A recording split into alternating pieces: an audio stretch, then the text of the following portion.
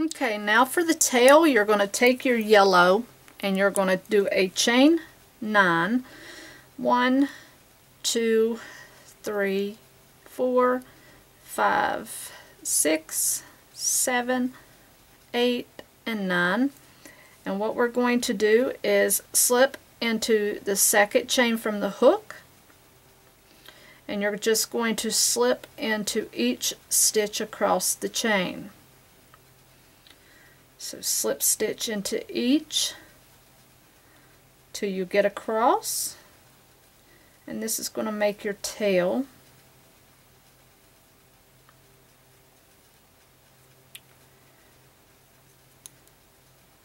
Okay, then you're just going to cut your yarn a little bit and leave a tail to sew onto the butt of the giraffe.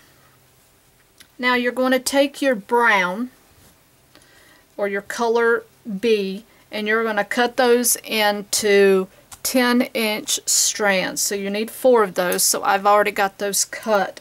Now you're going to put your hook into one end of that chain that we just made,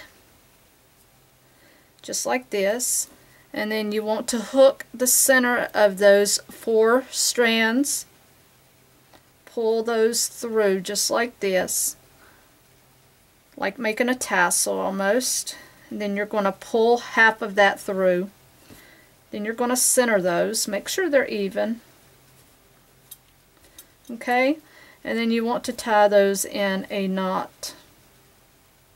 Make sure you get all 4 of them. Okay, doesn't have to be perfect. Alright, so that's just going to hang down, and then what you're just going to do, and I'm just going to tie this off here so that I can pretty much weave this part in a bit, and then I'm just going to leave that because I'm going to tie that onto this. Okay, and that's going to be the tail. So once we're ready to assemble that, you have that part ready. So that's going to be your tail. So now we're going to get ready to start assembling. So I'm going to slide my camera back a bit here, and I'm going to let you see what I've done so far. So now I went ahead and assembled the most part of it because there's no need in you watching me assemble every piece. So like I said, I assembled the 3 legs that I've got, and pretty much all of my spots but 4. And then we're going to have to put the now we're going to have to put the mane on. We'll have to put the leg on, then we'll have to put the head on, and then we'll have to put the tail on. And I went ahead and put the legs on because I needed to make sure of where my last leg was going to go. And I did not get rid of my strands yet, just in case that I needed to recenter some. And the pattern wants you to make sure that these back legs are sprawled a little bit, as he's going to sit up a little bit like this. And it looks like that I did a pretty good job here of putting these in the correct position. So then when you're assembling these, you need to make sure that they're kind of sprawled. And I'm not going to put these on camera. It just makes a little bit of difficulty here. But I'm just showing you how they're to go. If you see how the back legs are pushed back a little bit, you want them to go back a little bit here at the butt, and you want them to be sprawled. And you see the position in which I have those. Well, that's how you want those to go on. So go ahead and assemble your legs. I'm going to go ahead and put the other one on. And then as soon as I get that complete and you get yours complete, I'll come back and we will go over how to assemble the spots. And I'll be right back with you. Okay, now assembling your spots, you're just going to take your needle, and I've already got all of mine put on. And now just a word of caution.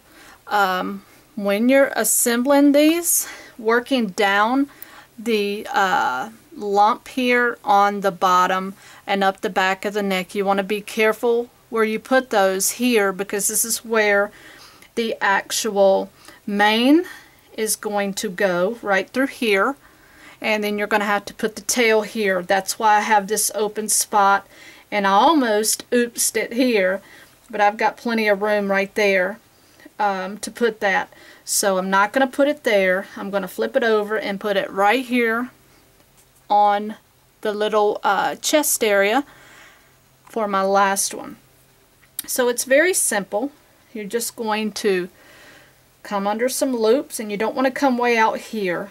You just want to stay right underneath it, and then you're just going to work under the outside edge here, and then you're just going to go under both of those loops and catch those. And you can turn it as you go. Don't, like I say, don't come way out here with it. You want to go as close to it as you can. And then you're just going to sew it. Catch both of those loops. Go under each one around.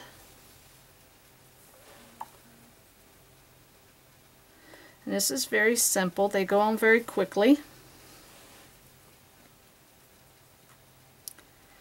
And you do want to go all the way around it and get those on rather tight. You don't want the babies to be able to get those loose.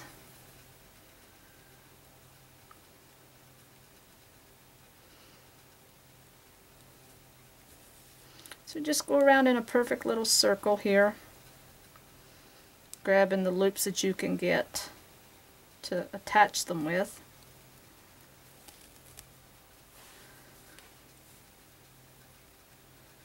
Then once you get back to the beginning, okay, you see you've got it all attached. Just go under, all the way under, and you can come up through, and then you can just lose that yarn, cut it, and you're done. Okay, so that's pretty much all there is to putting on those spots. Alright, so then what we're just going to do now is we're going to grab our needle again, and we're just going to go ahead and put this tail on while we're here. And the tail is very simple. Just going to grab it, put it in a perfect little place. You want to put it down a little bit lower because we're not quite sure how far the little mane is going to come. So you're just going to put it in right there. Just sew it in there a couple good times. Skipping through a couple stitches. And that's really all you got to do. And then that little piece that we left, tie it on there a couple good times. And then you can go in. Oops. Let's get that a little closer there.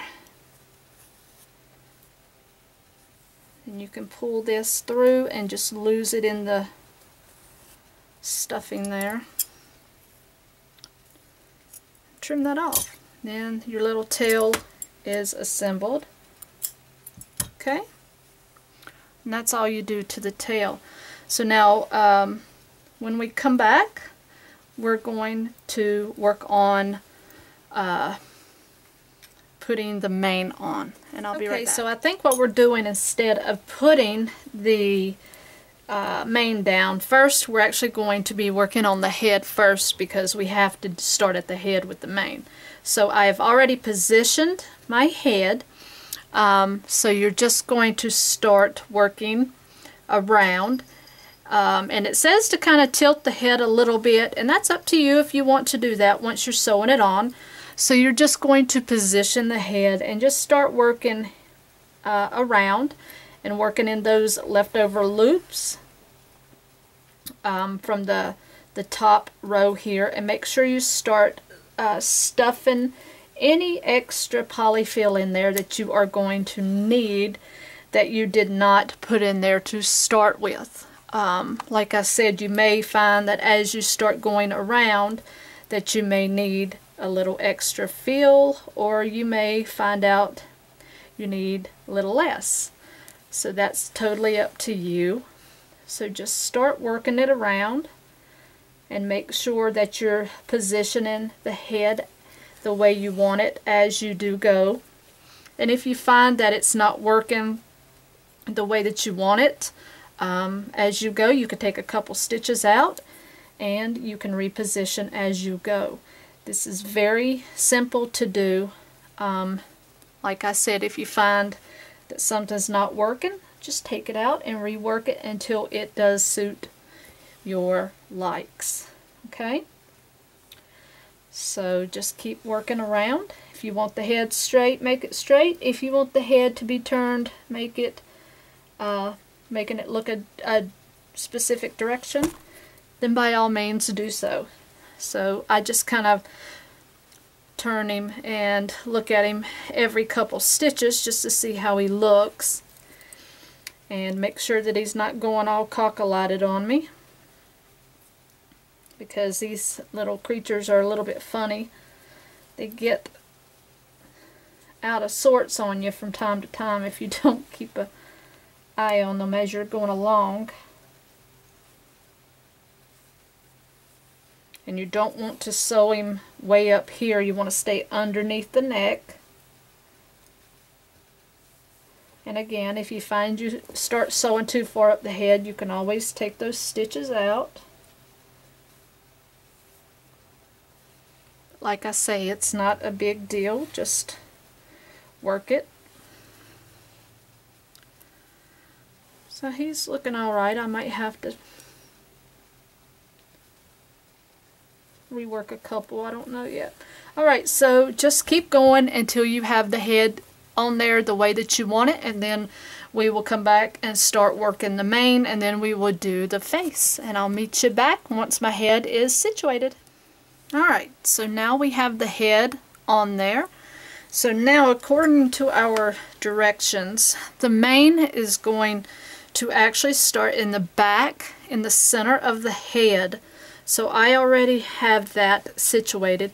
And this is actually not going to go down through the butt there. It's actually going to stay on the back of the neck, and it's going to be crinkled up a little bit, okay? So it's not going to be straight.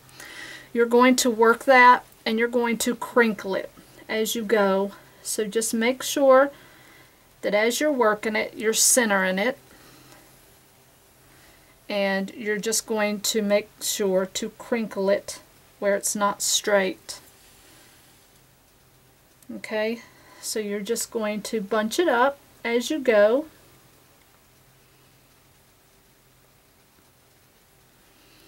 Because you want to make sure that as you work it, it goes from the center there to about the top here of that waist line. Okay, so it's going to take a few stitches to get that actually completed. And so you're just going to go in and out, and then you're just going to do this little crinkling technique. You're just going to kind of ruffle it a bit, and you're going to end up with it like that. Okay? So, like I said, you're just going to go in and out. You can kind of form fit it a little bit here. And then just make sure that you're staying in the center. Like we did with the head, you want to check it every couple stitches here to make sure that it's right. And if you see you get a little off center, it's no big deal. You can take those few stitches out and come back and check it. So see how that's crinkled up a little bit there? That's perfect. And then just keep on going down the back. Okay? So we'll go ahead and keep working on that. And once this part of it is complete, we will then work on the eyes, the mouth, and we will finish up the facial features, and this little fellow will be complete. Meet you back up. Okay, I'm going to make his mouth now. So I have just my standard black yarn and my needle. I'm just going to go all the way through here in his snout. And then I'm just going to make sure that there's a little bit of yarn left there. And you can do it in sections if you want, or you can just do it in one long piece. That's totally up to you how you do it. Either way, you're just going to get a mouth. Just like that. And you can do that a couple times just to make it thicker. People embroider different ways. And you want to do that a couple times.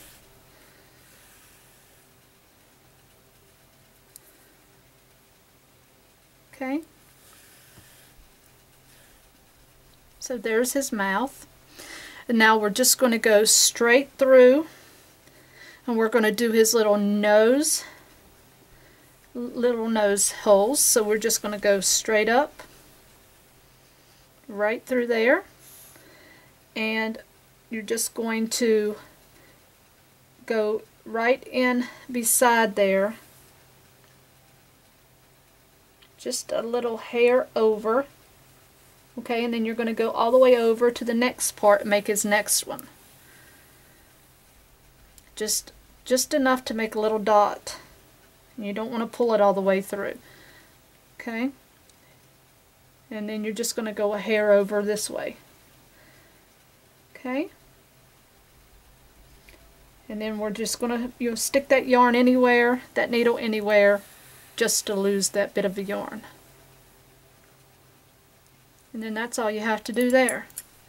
And you can lose it, just cut that off, and you can stretch that, or you can poke that through. Okay? And that's really all that you have to do for that. And now you're going to do your eyes, and it does show buttons, but being that I'm going to have this for my grandson, I'm not going to use buttons. So you can make your eyes anyway. I'm not really that particular with eyes, and then you have to kind of center them. And I'm kind of bad about centering eyes. So you're going to do your eyes about the same way. Let's see, I think I'll put them about, hopefully this will be centered. If not, just remember it's the idea that counts. So I'm going to start here with this eye.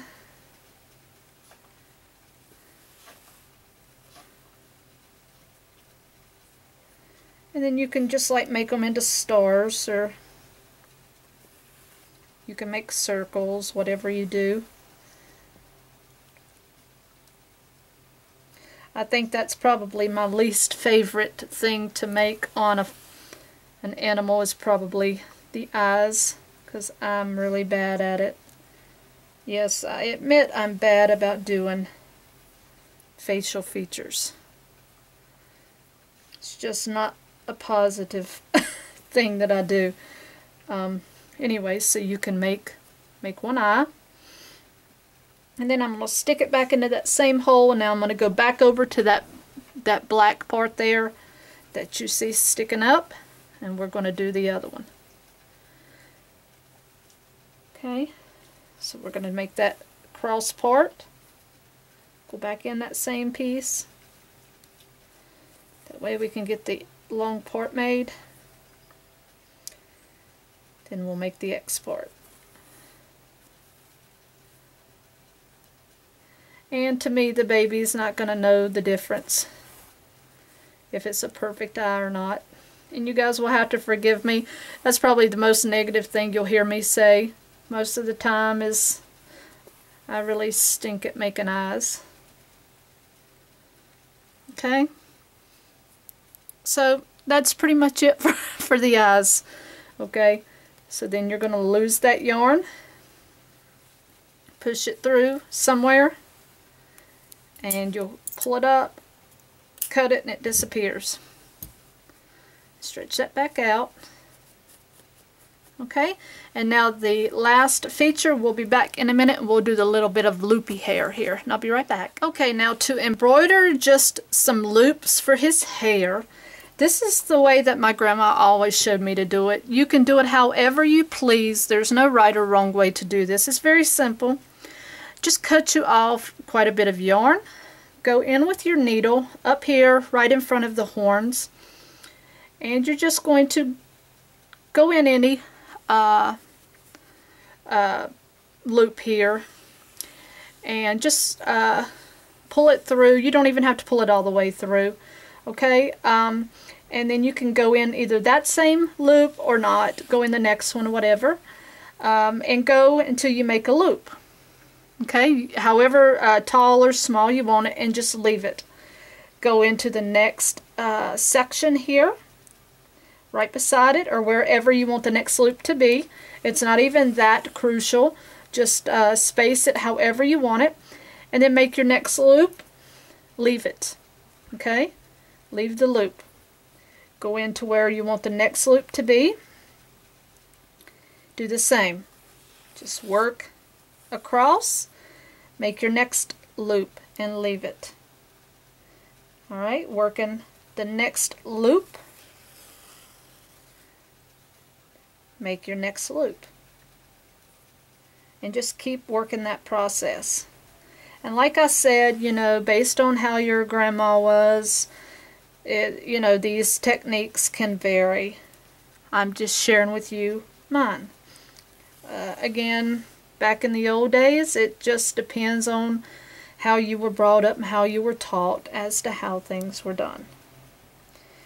Because I know sometimes I get a lot of messages of people trying to correct me on how things are done, but again, it's all about technique and sometimes how you were raised or how you were done as to how things were done. Again, as I always say, you know, some things there's no right or wrong way to doing them. It's just, you know, based on the times. So there's your loops, and if you look at the picture, it makes no never mind of right or wrong here. It just is what it is. Okay, so now once you're done, you want to go into a loop there at the end, and in that last loop you want to tie that off. Okay, and in that last loop, or the first loop you were in, you can tie that off in a knot as well. And what I usually do is I'll take this beginning yarn, go in, and I'll pull this through, pull that loop back up of course, and I will lose this yarn into his head. Make sure you pull that loop back up because you may lose it. Then I'll fasten this off, just like I'll fasten this one off.